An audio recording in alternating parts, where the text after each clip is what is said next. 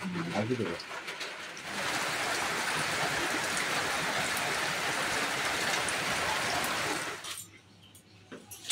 বন্ধুরা, আমার ছেলের জন্মদিন দুদিন পড়েছিল, কালকে আর আজকে। হাই ফ্রেন্ডস, কেমন আছো? আশা করছি সকলে খুব ভালো আছো, আমরাও খুব ভালো আছি।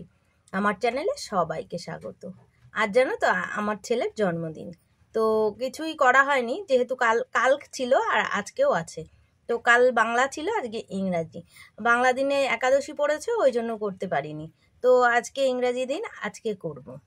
ওর জন্য সব কিছুই রেডি করছি, কিন্তু কাউকে কিছু বলবো না। আর যে পরিমাণে বৃষ্টি হচ্ছে, প্রচণ্ড পরিমাণে বৃষ্টি হচ্ছে, এতে কিছু করা সম্ভব না।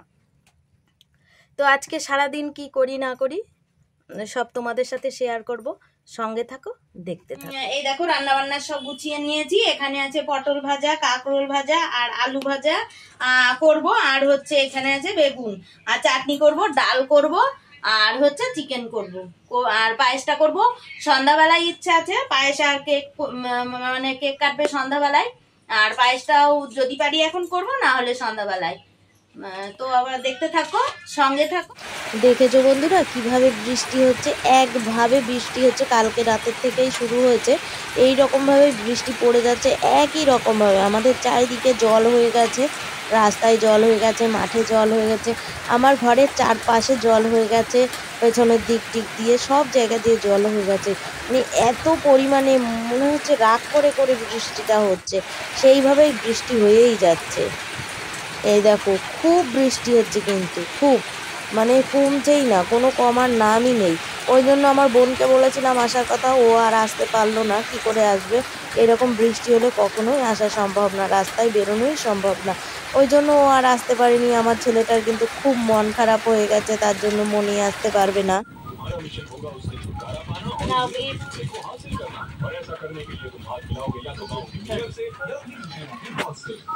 এই দেখো বন্ধুরা, থালা সাজিয়ে নিয়ে এসেছি, ভাত, পটল ভাজা, কাঁকরোল ভাজা, আলু ভাজা, চাটনি, চিকেন আর ডাল। এটুকুই আমার ছেলে সন্তুষ্ট। আর ও যেহেতু লেবু খেতে ভালোবাসে, তাই জন্য গন্ধরাজ লেবু দিয়ে দিয়েছি।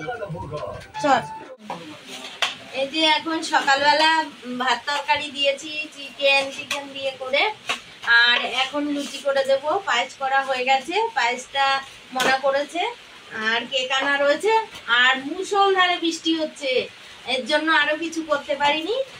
ভেবেছিলাম বেলুন টেলুন আনবো, কিন্তু সেগুলো আর আনা হয়নি, কিছু করার নেই। এর মধ্যে যেতেই পারিনি, বাজারে যাওয়ার মতো কোনো পরিস্থিতিই নেই যে বাজারে যাবো। এই সোনময়ী ডাকছে, খুব মানে বৃষ্টি হচ্ছে, মেঘও ডাকছে। বোনকে আসতে বলেছিলাম, ও আসতে পারিনি। তারপরে দেওরের ছেলেটাকে ভেবেছিলাম আসতে বলবো, সেটাও আর আসতে বলতে পারলাম না। এখন ওকে একটু লুচি করে দেব, আর হচ্ছে কেকটা কাটবো, এইটুকু। তো চলো দেখতে থাকো, পরে এই দেখলেই তো। তখন দুপুরের পর তো লুচি টুচি করে নিয়ে এখন চলে এসেছি। মনা পায়েস রান্না করেছে, আর আমার একটু কাজ ছিল, আমি কাজ করছিলাম, তারপরে এসেছি, এসে লুচি করে নিচ্ছি। ওর বাবা ওকে একটু পায়েস খাইয়ে দিল আর একটু আশীর্বাদ করে দিল। তারপর ওকে একটু পয়সা দিলে ও বেশি খুশি হয়, ওই জন্য ওর বাবা দিয়ে দিয়েছে। এইবার আমি আশীর্বাদ করব আর হচ্ছে পায়েস খাইয়ে দিচ্ছি।